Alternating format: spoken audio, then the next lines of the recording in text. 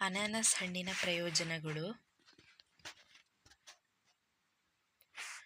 ಇದು ಉಷ್ಣವಲಯದ ಸಸ್ಯವಾಗಿದ್ದು, ಈ ಸಸ್ಯದ ಹಣ್ಣು ಹುಳಿ ಮತ್ತು ಸಿಹಿ ಮಿಶ್ರಿತವಾಗಿದ್ದು ಸಮೃದ್ಧವಾದ ಪೋಷಕಾಂಶಗಳನ್ನು ಹೊಂದಿದೆ.